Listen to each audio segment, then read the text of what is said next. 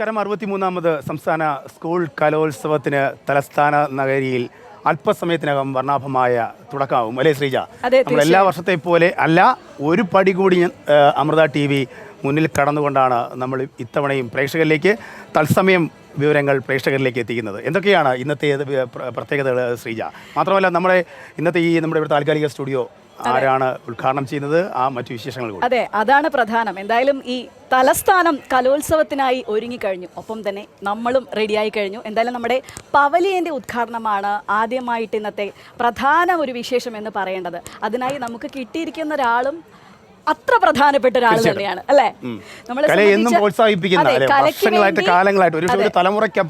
അതെ, കലയ്ക്ക് വേണ്ടി ജീവിതം തന്നെ ഒഴിഞ്ഞു വെച്ച ഒരാളാണ്, വേറെ ആരുമല്ല, ശ്രീ സൂര്യ കൃഷ്ണമൂർത്തി. എന്തായാലും അദ്ദേഹത്തെ ഏറെ ആദരവോടും സ്നേഹത്തോടും കൂടി സ്വാഗതം ചെയ്യുകയാണ്. നമുക്ക് എന്തായാലും ഒന്ന് ഉദ്ഘാടനത്തിലേക്ക് കടക്കാം. അതിനുശേഷം മറ്റു കാര്യങ്ങൾ.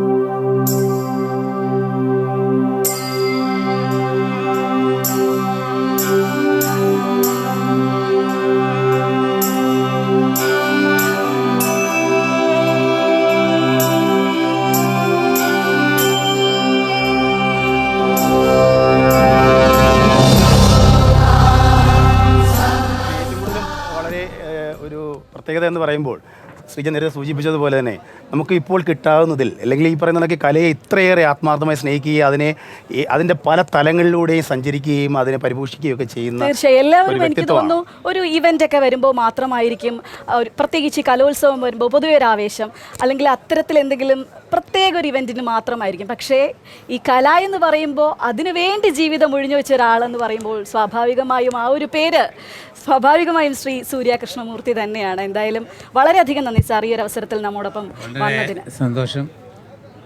എന്നെ പറ്റി പറഞ്ഞ നല്ല വാക്കുകൾ, നല്ല വാക്കല്ല, അത് ഒരു യാഥാർത്ഥ്യമാണ്. പക്ഷേ ആർക്കും ഇത്രയൊരു ഇൻട്രൊഡ്യൂസിൻ്റെ ആവശ്യമില്ല, അതുകൊണ്ടാണ്. നമ്മുടെ എല്ലാവർക്കും ഒരു ഇന്നർ കമാൻഡുണ്ട്, ഔട്ടർ കമാൻഡും ഉണ്ട്. ആ ഇന്നർ കമാൻഡ് എന്ന് പറയുന്നത് ദൈവത്തിൻ്റെ ആജ്ഞയാണ്. ആ ദൈവത്തിൻ്റെ ആജ്ഞ ഞാൻ അനുസരിക്കുന്നു എന്ന് മാത്രം, അതാണ് നടക്കുന്നത്. ഇനി ഞാനൊരു എൻജിനീയറായ ഞാൻ, അല്ലെങ്കിൽ ശാസ്ത്രജ്ഞനായ ഞാൻ ഒരു തലമെത്തിയപ്പോൾ ദൈവത്തിൻ്റെ ആജ്ഞ ഉണ്ടായി, ഫുൾ ടൈം ഇതിലാകണം എന്നുള്ളത്. ആ ആജ്ഞ ഞാൻ അനുസരിച്ചു. അത് എല്ലാവർക്കും ഉള്ളതാണ് ഈ ആജ്ഞ. നമ്മളിപ്പോൾ ഒരു കള്ളൻ ഒരു മോട്ടിക്കാൻ പോകുമ്പോഴേ അയാളുടെ ഇന്നർ കമാൻഡ് പറയുന്നത് നീ പോകരുത്, തെറ്റാണ്. ഗൾഫിൽ എത്രയോ നാൾ വേർപ്പിൽ കുളിച്ച് ഉണ്ടാക്കിയ പൈസയാണ് മകളുടെ കല്യാണത്തിന് വേണ്ടി അല്ലെങ്കിൽ ഒരു വീട് വയ്ക്കാൻ വേണ്ടി വച്ചിരിക്കുന്നതാണ്.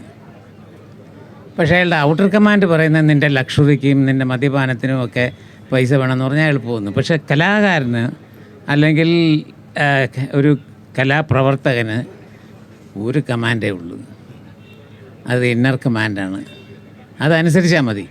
ഞാൻ എൻ്റെ കാര്യം പറയുകയാണെങ്കിൽ ഞാൻ എൻ്റെ ജോലി ഉപേക്ഷിച്ചപ്പോൾ എനിക്ക് 2 കുഞ്ഞുങ്ങളാണ്.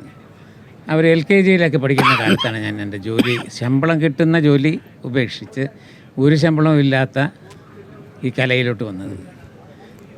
ദൈവത്തിൻ്റെ ആജ്ഞ അനുസരിച്ചതുകൊണ്ട് 2 കുഞ്ഞുങ്ങളെയും ദൈവം നോക്കി വളർത്തി എന്ന് വേണം പറയാൻ. ഇത് ഞാൻ വിശ്വസിക്കുന്നു. ഈ കല എന്നത് നമ്മൾ വിചാരിക്കുന്നത് പോലെ ഒരു പാസ്റ്റ് ടൈം അല്ല, പാസ്റ്റ് ടൈമേ അല്ല. കലയെന്ന് പറയുന്നത് ഏറ്റവും പവർഫുള്ളായിട്ടുള്ളൊരു വെപ്പണാണ്, വളരെ പവർഫുള്ളായിട്ടുള്ള. നമ്മുടെ രാജ്യത്തിനെ അല്ലെങ്കിൽ നമ്മുടെ ലോകത്തിനെ രക്ഷിക്കാൻ ഒരു പൊളിറ്റീഷ്യനും കഴിയില്ല, ഒരു ക്യാപിറ്റലിസ്റ്റിനും കഴിയില്ല, ഒരു തൊഴിലാളി സംഘടന, ട്രേഡ് യൂണിയൻസിന്, അവർക്ക് ആർക്കും പണക്കാർക്കോ ഒന്നും കഴിയില്ല. ഈ ചിലങ്ക ആയുധമാക്കിയ കലാകാരനും തൂലിക ആയുധമാക്കിയ സാഹിത്യകാരനും മാത്രമേ നമ്മുടെ രാജ്യത്തെ ലോകത്തെ രക്ഷിക്കാൻ പറ്റുള്ളൂ. സാർ ഇപ്പോൾ ഈ പറഞ്ഞതുപോലെ സാറിൻ്റെ ആഗ്രഹത്തിന് വേണ്ടി സാർ ഇങ്ങനെ ഇറങ്ങി തിരിച്ചു.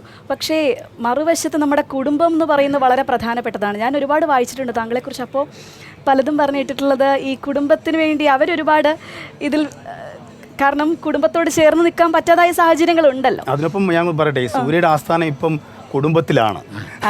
അതാണ് മുമ്പ് പല വേദികളിൽ വളരെ വിപുലമായി നടത്തിക്കൊണ്ടിരുന്ന ആ കലയെ ഇപ്പോൾ സ്വന്തം കുടുംബത്തിൽ സ്വന്തം വീട്ടുമുറ്റത്താണ് ആ കല ഇപ്പോഴും വളരുന്നത്. അതെ, അവിടെ ഒരു തിയേറ്റർ കെട്ടി ചെയ്യണം. ആ തിയേറ്റർ കെട്ടാനുള്ള ഒരു സാഹചര്യം അല്ലെങ്കിൽ അങ്ങനെ ഒരു ഐഡിയ എൻ്റെ മനസ്സിൽ വിത്ത് പാകിയത് ഒരു പെൺകുട്ടിയാണ്.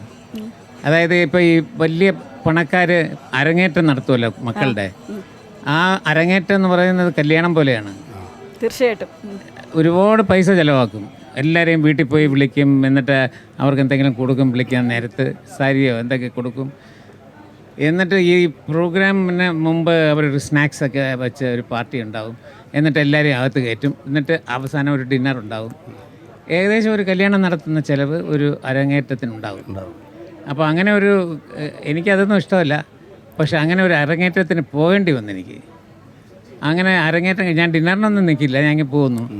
പക്ഷേ ഞാൻ ആ കല്യാണം ഈ ഒരു അരങ്ങേറ്റം കഴിഞ്ഞ് വെളിയിലോട്ട് ഇറങ്ങിയപ്പം ഈ കുട്ടിയോടൊപ്പം പഠിക്കുന്ന മറ്റു കുട്ടികളുണ്ടല്ലോ, അവർ വെളിയിലോട്ട് പോകുന്നു. അവരെന്നെ കണ്ടിട്ട് ഭക്ഷണം കഴിക്കുന്നില്ലേ, കഴിച്ചിട്ട് പോയാൽ പോരെ, ടീച്ചർ അറിഞ്ഞാൽ വിഷമിക്കും എന്നൊക്കെ പറഞ്ഞു. ഞാൻ ചുമ്മാ തമാശയ്ക്ക് ചോദിച്ചു, നിൻ്റെ അരങ്ങേറ്റം എന്നാണ്? ഞാൻ വരും എന്നാ പറഞ്ഞു. അയ്യോ, ഞങ്ങളന്ന് ഇതൊന്നും മോഹിക്കാൻ പാടില്ലല്ലോ. ഈ ഒരു തരി ആണ് ഗണേശത്തിൻ്റെ തുടക്കം. ഈ ഗണേശം തുടങ്ങിയ പിന്നീട് ആർക്കും ഒന്നും പേ ചെയ്യണ്ട. You come with talents, perform and go. ഒരു പൈസയും ചിലവുണ്ട്. ഇപ്പം ആർക്ക് വേണമെങ്കിലും അവിടെ ഉപയോഗിക്കാം ആ ഓഡിറ്റോറിയം. അതെൻ്റെ ഒരു വലിയ സ്വപ്നമായിരുന്നു. പണമില്ല എന്ന കാരണത്താൽ ഒരാൾ കല അഭ്യസിക്കാതിരിക്കരുത് എന്ന്. കല ഇത്രയേറെ സ്നേഹിച്ച സാറ് എന്തുകൊണ്ടാണ് കലയ്ക്ക് മുന്നിലേക്ക് വരാതെ ബിഹൈൻഡ് ദ കർട്ടൺ എന്ന രീതിയിലേക്ക് മാറാനുള്ളൊരു കാരണം? എനിക്ക് സംവിധാനമാണ് ഏറ്റവും ഇഷ്ടം. ഞാൻ 115 പ്രോഗ്രാം ഇതുവരെ നാടകങ്ങളും ലൈറ്റ് ആൻഡ് സൗണ്ട് ഷോയും മെഗാ ഷോയുമായിട്ട് സംവിധാനം ചെയ്തിട്ടുണ്ട്. ഞാൻ എഴുതുന്നത് മാത്രമേ ഞാൻ സംവിധാനം ചെയ്യാറുള്ളൂ. 6500ഓളം സ്റ്റേജ് ഞാൻ ചെയ്തു കഴിഞ്ഞു. എനിക്ക് അതിൽ വലിയ തൃപ്തിയുണ്ട്. അതാണ് നല്ലതെന്ന് തോന്നുന്നു. എനിക്ക് മുന്നിലോട്ട് വരണം എന്നൊരു ആഗ്രഹം എനിക്ക് ഉണ്ടായിട്ടില്ല. ഒരു പ്രോഡക്റ്റ്, നമ്മളിപ്പോൾ നല്ലൊരു സോപ്പുണ്ട്, ഈ സോപ്പ് നല്ലതാണെന്ന് പറയാൻ ആരാണ് മാനേജിങ് ഡയറക്ടർ അതിൻ്റെ കമ്പനി നോക്കിയിട്ടല്ലല്ലോ, ക്വാളിറ്റി നോക്കുന്ന മറ്റേതിൽ. അതുപോലെയാണ് ഞാൻ കരുതുന്നത്. യൂത്ത് ഫെസ്റ്റിവലിനെ കുറിച്ച് പറയുകയാണെങ്കിൽ, ഇങ്ങനെ ഒരു കലയുടെ ആദ്യമായിട്ട് ഞാൻ പറയട്ടെ, അമൃത TV യൂത്ത് ഫെസ്റ്റിവലിന് ഇത്രയും താല്പര്യത്തോടു കൂടി ഇത്ര പ്രാധാന്യത്തോടു കൂടി മുന്നോട്ട് വന്നതിൽ വലിയ സന്തോഷം.